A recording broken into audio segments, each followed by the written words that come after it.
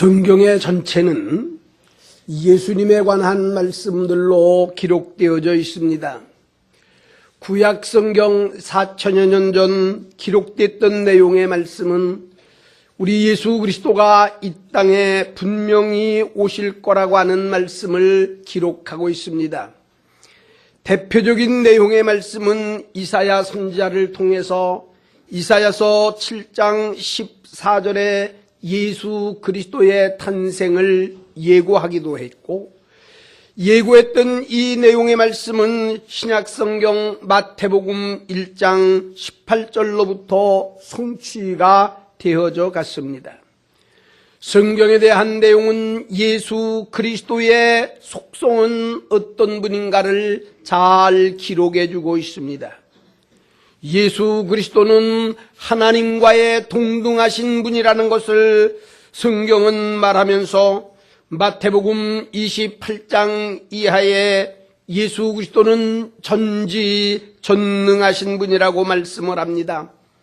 요한복음 1장 1절에는 예수 그리스도는 영원하신 분이라고 말하면서 예수 그리스도의 신성을 잘 말씀해 주고 있습니다. 뿐만 아니라 예수 그리스도는 사람과 똑같은 인성을 가지고 오신 분이라고 말하면서 예수 그리스도는 요한복음 1장 4절에 육신의 몸을 입고 오셨다고 말하고, 마태복음 12장 23절에는 예수 그리스도는 다윗의 후손으로 오셨다라고 말합니다. 예수 그리스도의 성품에 관하여서도 말씀을 잘 나타내주고 있습니다. 누가복음에는 예수 그리스도의 거룩하신 성품에 관하여 말하고, 이사야서 53장에는 예수 그리스도의 의로움에 관하여 말씀하고 있습니다. 스가랴 선지자는 스가랴서 9장 9절에 예수 그리스도는 공의로우신 분이라고 말을 하고, 베드로 사도는 베드로 전서 2장 22절에 예수 그리스도는 괴사가 없으신 분이라고 말합니다. 예수 그리스도는 죄가 없으신 분이요 온유하고 겸손하시다고 말하고, 히브리서 기자는 히브리서 2장 17절에 예수 그리스도는 자비하시다고 말씀하시며, 빌립보 교회에는 빌립보서 2장 8절에 예수님은 겸손하시다라고 성경은 잘 가르쳐주고 있습니다. 예수님이 겪으셨던 말할 수 없는 모욕에 관한 말씀들도 성경은 잘 기록해 놓고 있습니다. 마태복음 26장 이하에 보면 예수님은 사람들에게 침뱉음을 당하셨습니다. 매를 맞으셨습니다. 가시로 만들었던 관을 쓰셨습니다. 십자가를 지셨습니다. 인격적 모욕을 당하셨습니다. 요한복음 18장 30절로 31절에는 재판도 하지 아니하고 그를 유죄처럼 죄인처럼 판결을 했습니다. 마태복음 27장 이하에 놓고 보면 조롱과 조소를 당하시기도 했습니다. 마태복음 27장 16절 이하에는 살인자는 놓아주고 예수는 십자가에 못을 박아야 된다고 군중들은 아우성을 쳤습니다. 요한복음 19장 18절 이하에는 두 사람들 죄인들과 함께 십자가에 못 박히실 때에 가장 큰 십자가를 지시고 가운데서 예수님은 십자가를 지셨습니다. 예수님에 관한 평생에 대한 말씀은 성경은 우리 예수님은 늘 기도하시면서 하나님과 동행을 하셨다라고 말씀을 했습니다. 때를 따라서는 어렵고 힘든 사람들을 제자로 세우시고, 겟세마네 동산에서는 새벽까지 기도하시고 한적한 곳을 찾으셔는 늘 하나님과 교통하는 삶을 사시기도 했습니다. 성경에 대한 전체적인 문제는 이 땅에 꼭 그리스도 예수가 오셔야 된다라고 하는 말씀으로 가득 차 있기에 예수 그리스도에 대한 말씀의 내용들도 예수 그리스도는 자기 백성을 자기 죄에서 구원할 자라고 말씀하고, 스가랴서는 스가랴서 3장 1절 이하에 예수 그리스도는 구약의 모든 사람들의 죄를 용서하기 원하여 대제사장이 1년에 한 번씩 들어가 죽음을 불사하며 말씀을 전하신 대제사장이시라고 말씀을 했습니다. 그는 기름을 부음받은 그리스도요 하나님의 아들이시며 선한 목자이시며 때를 따라 포도나무와 같은 삶을 사시고 이 땅을 밝게 비치실 빛으로 오셔서 어두움에 대한 세력을 물리치시고 병든 자를 고치시고 가난한 자에게는 먹을 것을 주시며 외롭고 힘들었던 사람들을 높이시는 그리스도의 삶에 관하여 말씀하고 있어서 이 땅에서 귀신 들린 자, 병든 자, 혈루병 앓는 자, 문둥병자들, 나면서부터 한 번도 걸어보지도 못했던 사람들, 38년 동안 그 누구의 도움도 제대로 받지 못했던 환자, 앞을 바라보지 못했던 사람들,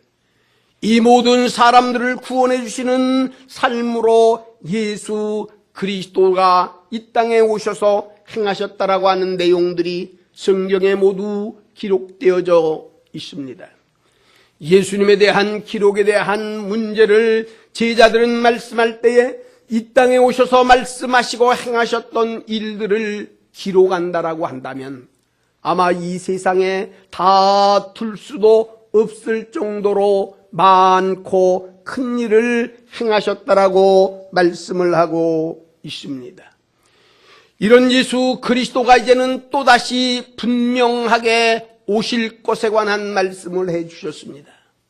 그래서 성경의 전체적인 내용은 이제 이 땅을 사랑하시는 하나님의 역사는 이 땅을 구원하시기 원하여 예수를 보내신다는 일들과 이 땅에 오셨던 예수 그리스도는 그 구원의 역사를 이루시기를 원하여 하나님의 뜻을 따라 죄인들을 대신해서 십자가에 죽으셨다는 일들과 이제는 죽음으로서만 끝난다면 수많은 사람들이 소망이 없기에 예수 그리스도가 먼저 부활의 첫 열매가 되셔서 그리스도를 믿는 모든 사람들은 죽음의 권세를 이기고 함께 부활할 수 있다라고 하는 소망을 주셔서 이제는 이 땅에 있는 동안 그리스도를 믿고 믿음 안에 바르게 살면 만왕의 왕으로 이 땅에 심판의 왕으로 다시 오셔서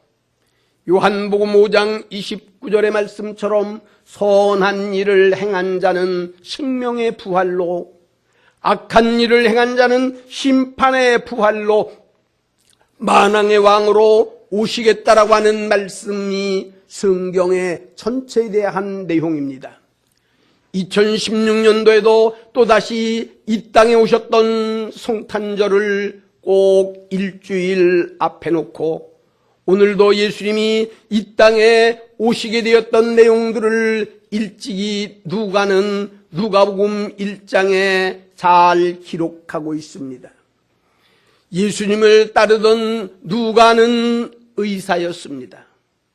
의사로서 삶을 살다가 예수 그리스도를 알았고 믿고 따라다닌 이후에 예수님에 관하여 그는 누가복음과 사도행전의 말씀을 기록하면서 하나님의 말씀과 믿음으로 사는 일들이 어떤 것인가, 특별히 많은 사람들이 예수 그리스도에 관하여 올바로 알아야 될 것을 말씀하면서 그는 이 성경을 기록했습니다. 먼저 누가복음 1장에 놓고 보면 세례 요한에 대한 탄생에 관한 말씀을 그는 먼저 소개합니다. 당시 하나님 앞에 제사를 드렸던 제사장 반열에 있었던 사가랴라고 하는 사람과 엘리베스라고 하는 사람이 있었습니다. 그런데 이들에게는 나이가 많았기에 한동안 기다리고 소망을 가졌던 어린아이를 낳을 수 없을 정도까지 되었고, 이제는 오직 남은 생애를 하나님을 위하여 살아드리려고 생각하며 그가 하나님의 전에 올라가 하나님의 사역을 담당할 때에 아름답고 좋은 소식을 전하는 천사 가브리엘이 사가랴를 찾아왔습니다. 사가랴야, 이제는 하나님께서 나를 보내셔서 너에게 아름다운 소식을 전한다라고 말씀을 하면서 너희에게 아들이 있겠다라고 하는 소식을 전해 주었습니다. 이 천사들에 대한 소식을 드렸던 사가랴는 믿을 수 있는 일이 아닌 것처럼 생각이 되어 말하기를, 내 나이가 지금 얼마인데요? 내 아내는 이미 자녀를 낳을 수 있는 사람이 아니라고 이야기를 했지만 하나님께서 하시는 일은 능치 못할 일이 없다라고 하는 말씀을 하면서 이 사가랴에게 이 말씀을 해주셨습니다. 오늘 본문에 있는 말씀은 이 아름다운 소식을 전했던 천사 가브리엘이 사가랴에게 나타난 6개월이 지난 날이었습니다. 이제 사가랴를 찾아갔던 천사는 이제 나사렛에 살고 있었던 한 가정을 방문하게 됩니다. 그 방문했던 그 가정에는 당시 요셉이라고 하는 사람과 정혼을 하고 있었던 처녀 마리아에 살고 있는 곳이었습니다. 마리아에게 찾아왔던 천사 가브리엘이 얘기를 합니다. 당신은 하나님 앞에 큰 은혜를 받았고 하나님이 당신을 남달리 사랑하신다고, 그러면서 당신으로부터 아들을 낳게 될 터인데 그 아들의 이름을 예수라고 이름을 지으라고, 그가 예수라고 이름을 짓게 되면 그에게는 놀라운 큰 역사로 하나님이 이루실 거라고 하는 겁니다. 그 이름은 하나님이 주신 이름입니다. 높으신 이의 아들이라고 말씀합니다. 그의 이름은 위대한 이름이라고 말합니다. 그분은 모든 사람 위에 뛰어난 사람이라고 말씀을 하셨습니다.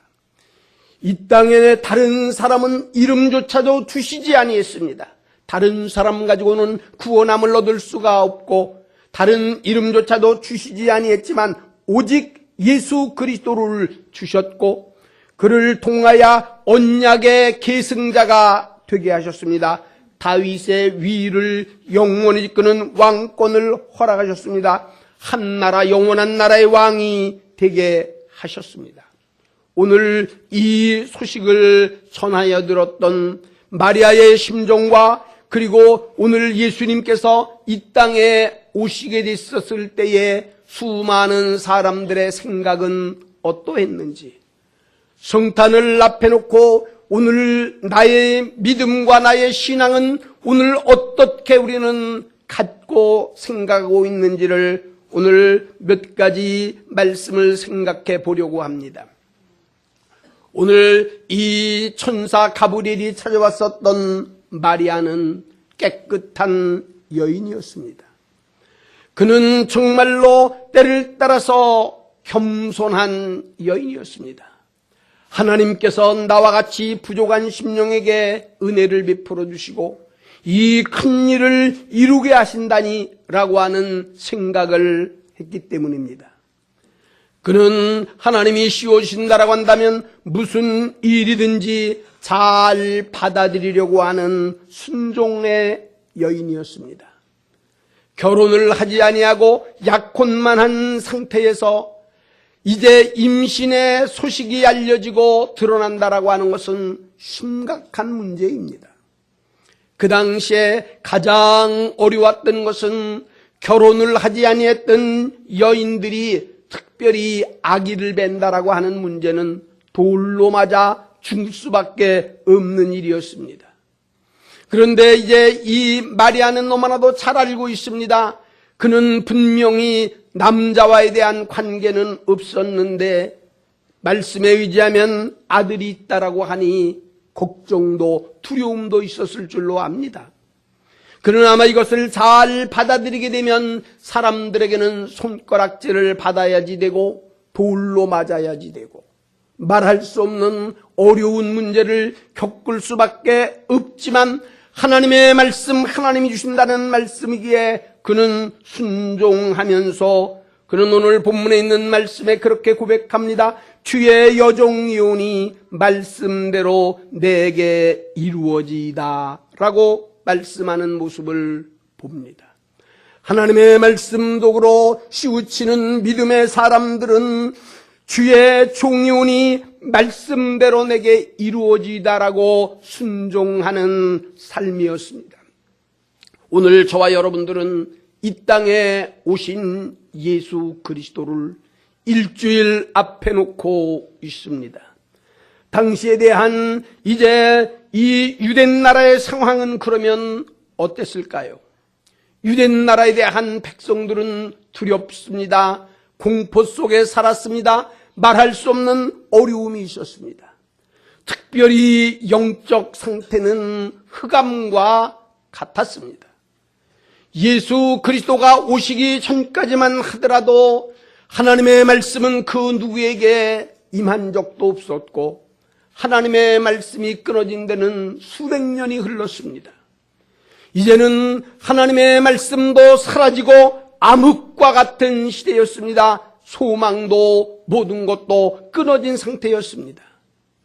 이때에 예수 그리스도가 오셨을 때에 예수님을 영접하는 사람들이 누가 있었습니까?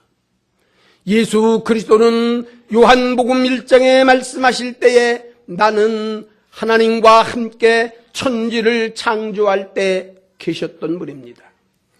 뿐만 아니라 예수 그리스도는 밝은 빛으로 오셨던 분입니다. 어두움을 밝히시기 위함이었습니다. 어두운 것은 죄악입니다. 불의입니다. 악한 사탄들입니다. 예수님이 오셨기 때문에 밝은 빛으로 오시게 되면 어두움은 사라져야만이 됩니다. 빛이 있는 동안에는 어두움은 거할 수가 없기 때문입니다. 빛과 어두움은 공존할 수가 없습니다. 그러기에 어두움들은 빛을 미워합니다. 하나님의 말씀으로 오셨던 예수 그리스도를 그래서 이 어두운 세력들은 예수 그리스도를 십자가에 못 박는 일들로 행했던 것을 저희들이 볼 수가 있습니다. 인정은 메말라 버렸습니다.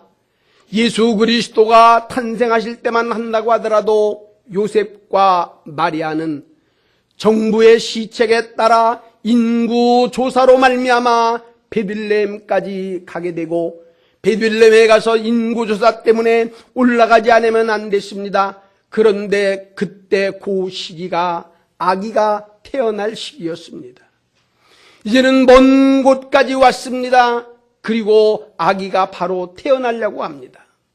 이때에 남편과 함께 있었던 이 마리아의 심정은 어땠을 것이며 이제는 바로 아이를 태어나게 해야 될 만한 남편 요셉의 심정은 어떻겠습니까? 지금 이제 이 아이가 태어나야 될 만한 그러한 순간에 이루어졌는데 인정은 메말라 버렸습니다. 누구 한 사람 자기들이 거하는 방을 내어주는 사람도 없었고 그리고 이 예수 그리스도가 태어날 만한 장소들을 제공한 사람이 없었습니다. 사랑하는 성도 여러분, 그렇게 정말로 그 장소가 정말로 아이 하나 낳을 수 있을 만한 장소가 없었을까요? 아기를 하나 낳을 수 있는 방 잠시라도 빌려줄 수 있을 만한 아니 허락을 해서 아기만이라도 잠깐 낳을 수 있을 정도로 가지고 있는 사람이 없었을까요? 인정이 메말라 버렸습니다. 고통스러워 말할 수 없는 아기를 지금 분만을 해야 되는 시점에 있어서도 인정은 메말라 버리고 말았습니다. 사랑도 이미 다 끊어져 버리고 말았습니다. 우리 예수 그리스도는 그렇게 해서 소와 말들 있는 마구 위에 구유 그들이 먹는 곳에서 예수님이 태어나시게 됐습니다. 어떻게 보면 아마 예수 그리스도는 따뜻한 이불자락도 아니었을 것 같습니다. 아마 그의 어머니나 그의 아버지들이 입고 있었던 옷이 무엇인지는 모르지만 그 위에 예수님은 탄생하실 수밖에 없었습니다. 인정은 메말라 버렸습니다. 수많은 사랑은 끊어져 버렸습니다. 이때에 예수 그리스도는 오셨습니다.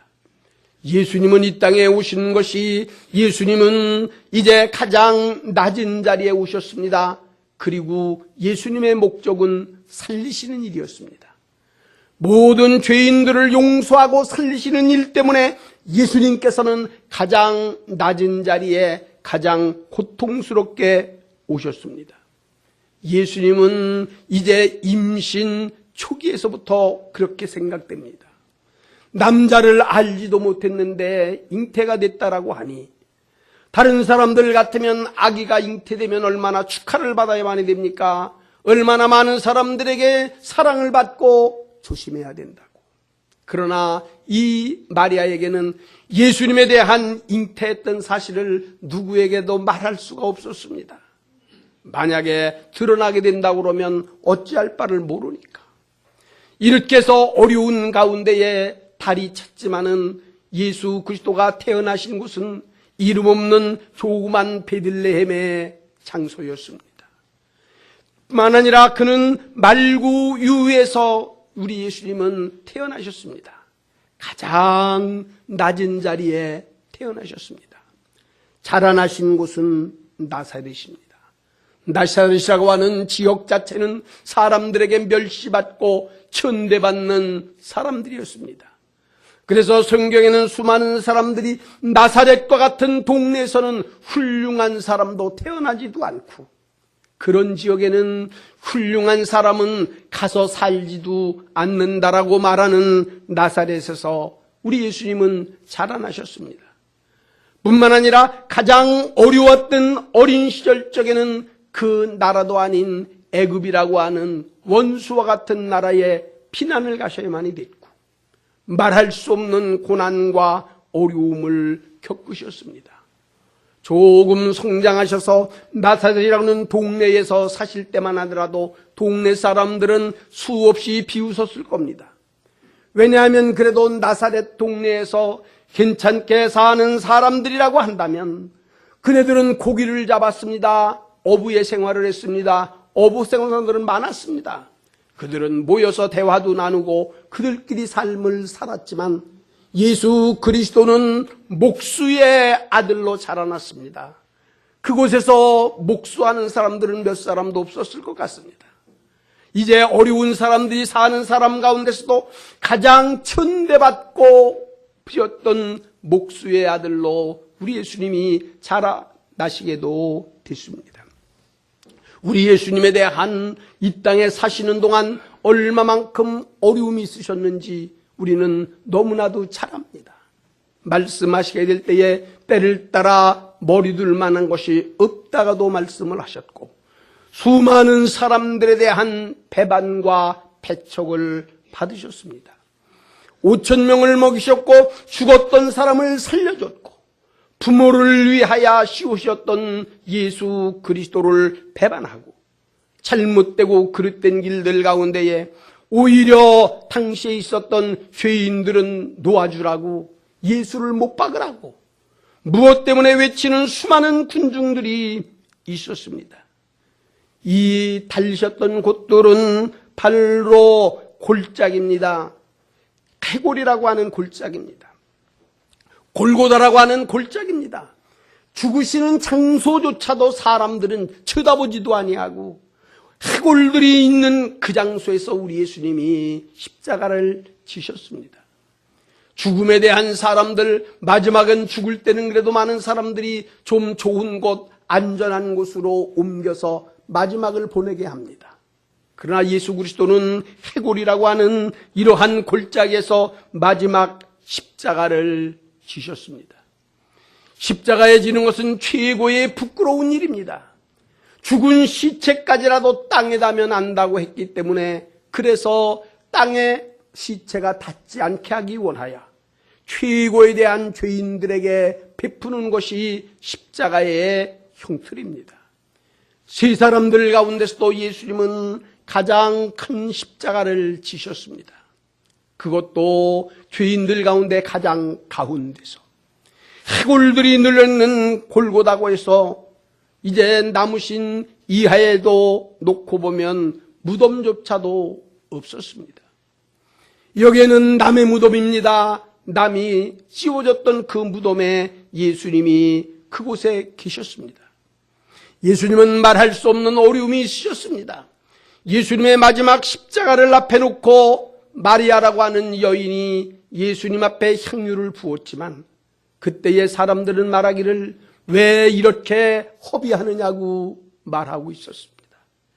우리 예수님의 마지막 순간까지 씌워지지 못했던 수많은 어려운 삶이지만, 이러한 예수 그리스도를 하나님은 그냥 두지 않으셨습니다. 하나님께서는 죽었던 예수, 정말로 사람들은 말 못하게 저주했던 예수, 침뱉고 씌워졌던 예수를 하나님은 살리셨습니다. 3일 만에 살리셨습니다. 그는 부활하셨습니다. 그리고 그를 믿는 사람들에게 너희들도 부활에 대한 소망을 가지라고. 성도 여러분, 그리스도의 부활이 없었다면 예수 믿는 것만큼 불쌍한 사람들이 어디에 있겠습니까? 그러나 그리스도를 믿는 믿음의 사람들은 부활의 첫 열매가 되신 그리스도와 함께 우리들도 함께 부활합니다. 살아서 믿었던 사람들 예수님을 잘 영접할 수가 있습니다. 건강하게 사시다가 예수님 오실 날 가까웠으니 예수님을 영접하시는 분이 이 자리에 더 많아지실 수 있기를 바랍니다. 예수님 오실 때 가깝지 않았습니까? 예수님 오시게 되면 산 분들은 살아서 영접합니다. 혹시라도 우리가 죽었다라고 한다면 살아있는 사람들보다 먼저 부활합니다. 그래서 우리의 몸들도 부활하고 그리스도와 함께 예비하신 준비해 놓으셨던 그 영원한 나라에 우리들도 함께 살아갈 수가 있습니다. 예수님은 마지막까지 우리들에게 소망을 주셨습니다. 이제 성경 전체가 말하고 있습니다. 하나님에 대한 내용의 말씀들은 안 이루어지는 게 없습니다. 이제는 이루어져야 될 만합니다. 그 이루어진 것은 이 땅에 다시 오신다라고 하는 예수 그리스도의 말씀입니다. 예수님은 오십니다. 그러나 예수님이 오셨을 적에는 초림의 예수처럼 그렇게 오시지 않습니다. 그렇게 있을 곳, 머물 곳 누구 하나 없는 그러한 곳으로 오시는 분이 아닙니다. 사도행전의 말씀에 놓고 보면 예수 그리스도는 만왕의 왕으로 천군 천사들을 동원하고 이 땅에 다시 오실 줄로 믿습니다. 사랑하는 성도 여러분, 믿음으로 사십시오. 하나님의 말씀으로 사십시오. 그리스도만이 우리의 구속자이십니다. 다른 이로서는 구원을 얻을 수가 없습니다.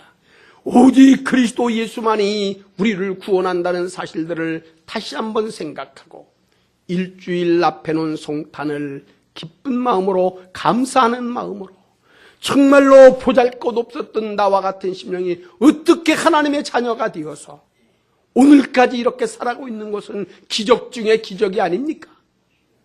내가 예수 믿는다는 게 기적이 아닙니까? 내가 오늘 하나님의 자녀가 되어서 오늘에 이렇다라고 하는 이 자체보다 더 큰 기적이 어디에 있겠습니까? 감사하는 마음으로 성탄을 맞으시고 다시 오시는 예수 그리스도를 영접하여 정말로 이제는 영원토록 눈물 근심이 없는 하나님의 나라에서 우리 다 함께 사실 수 있기를 예수님의 이름으로 축원합니다. 걸어가시고 자비로우신 주님, 성탄의 일주일 앞아놓고 있는데 예수님이 이 땅에 오셔서 씌우셨던 일들을 깊이 생각하고 주님을 위하여 우리의 남은 삶도 바르게 살아 하나님의 영광을 드러내게 하여 주옵시고, 하나님의 말씀 가운데 씌워졌던 분들 모두가 하나님을 기쁘시게 하는 복된 삶 일어나게 하여 주옵소서. 예수님의 이름으로 기도하옵나이다. 아멘. 찬송가 303장 날 위하여 십자가의 중한 고통 받으사 303장입니다.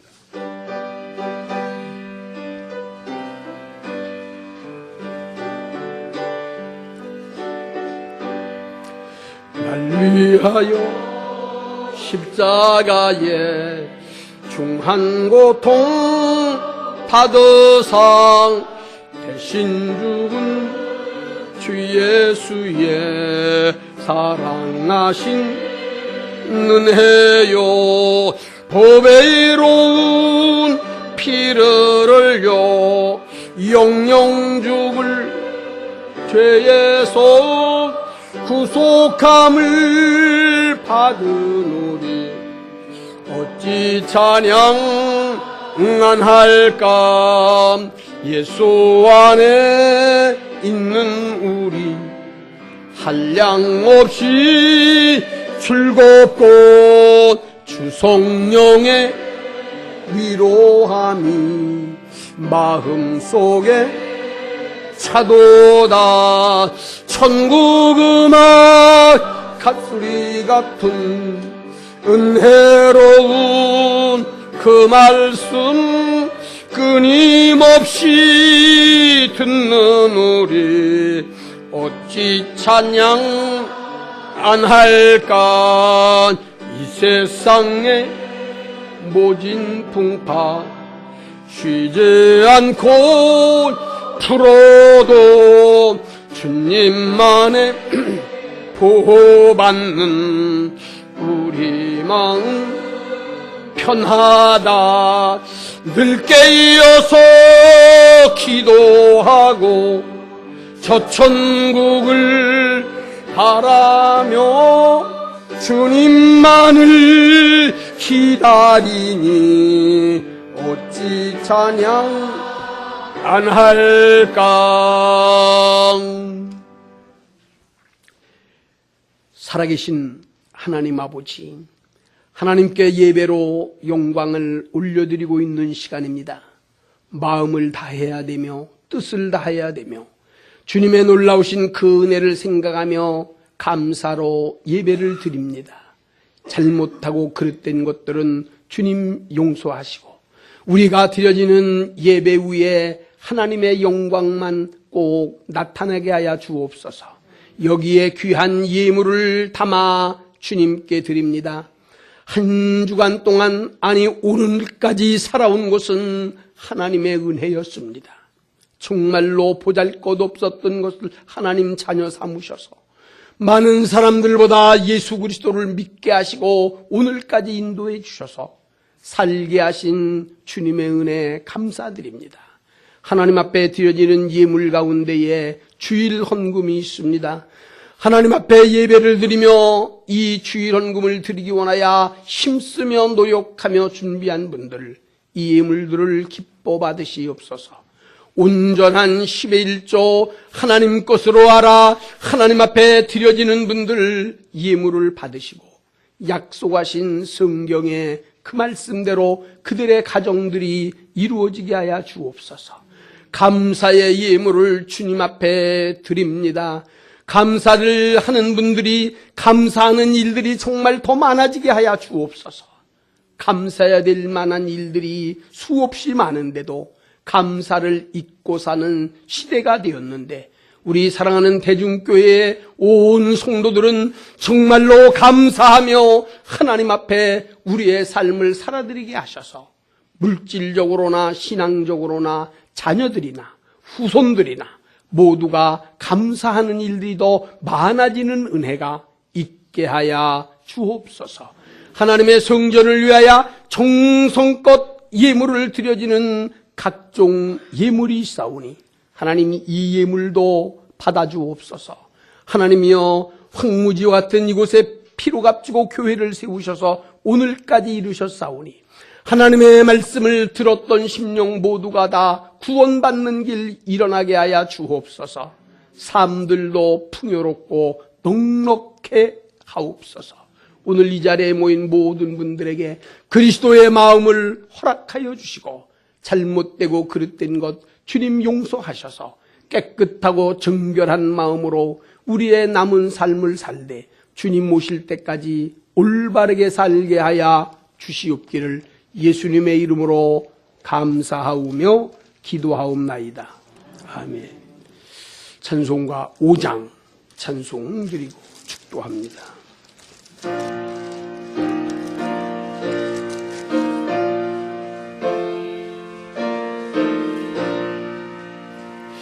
이 천지간 만물들 복 주시는 주 여호왕 손능성부 성자 성령 찬송하고